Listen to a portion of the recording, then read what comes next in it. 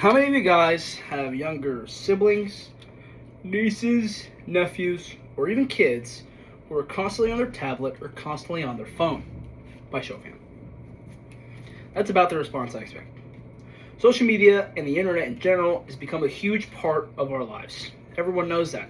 But as time goes on, social media and the internet is starting to become a part of the next generation's lives as well, and they're being exposed to things that we were never exposed to.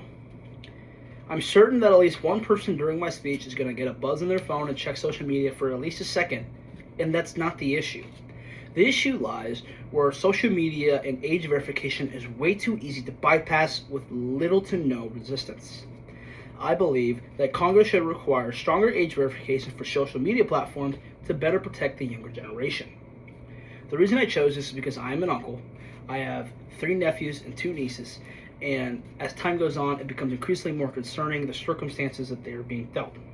Everyone understands the scale of the internet and how dark some of the corners can get, so today I'm going to be discussing how weak age verification can lead kids into more danger and how social media might be affecting the mental health of the youth. Age verification is simply way too easy to bypass. By show of hands, how many of you guys have entered a fake birthday before in order to access something for various reasons? That's about what I expected, I'm hoping. One fake birthday, you're in. Can you really consider a system if the system is easy to bypass? If anyone is able to figure this out, if anyone is able to bypass the system, it doesn't feel appropriate to even consider it a system.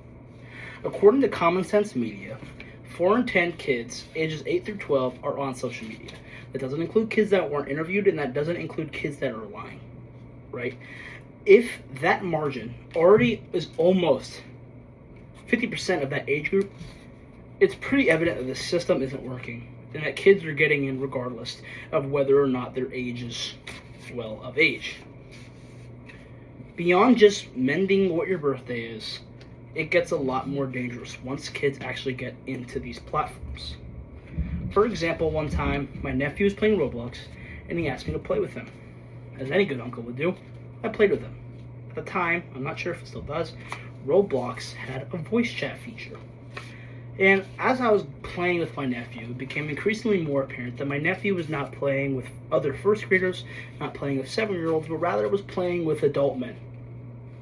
And I took him off the game and I told him not to talk to strangers. What's scary about this is that kids aren't able to recognize risks and threats. They see a friendly voice behind a pink rainbow unicorn or a red and green dragon, and they instantly think that's cool or that's cute, that's safe to be around. And unfortunately, this is not a rare occurrence. The FBI states that every year, 1 in 5 kids are exposed to sexually explicit material unsolicitedly. That is a huge, unnecessary, and horrible risk that these kids are taking, that we are taking, by not strengthening age verification every day. When platforms don't strengthen their age verification, it makes it significantly easier for predators to access these websites and get access to communication with children. Stronger age verification is no longer a suggestion, but it should be considered a necessity. Next, we have mental health. I'll give you 2 statistics. According to the U.S. Surgeon General, kids who are on social media for at least 3 hours a day have double the risks of mental health issues such as anxiety or depression. Here's a second stat. In 2022, a report done by Pew Research shows that teens on social media are on social media at extremely high rates. Such high rates that it's almost considered constant. Think about those 2 statistics combined and think about the drastic issue that we have on our hands. Kids are still emotionally developing.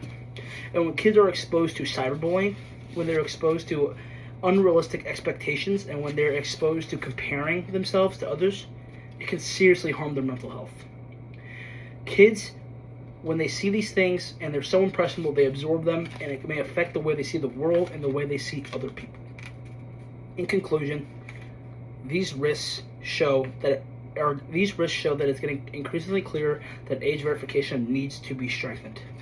It's simply way too easy to make an account and instantly be tapped into an infinite void of named the internet that has creaks and crevices everywhere. So going back to my original question. Think about your nephews, your nieces, your little siblings, and your kids. Without stronger age verification, those are the people at risk. That is why Congress needs to strengthen age verification rules on social media platforms that will protect the youth.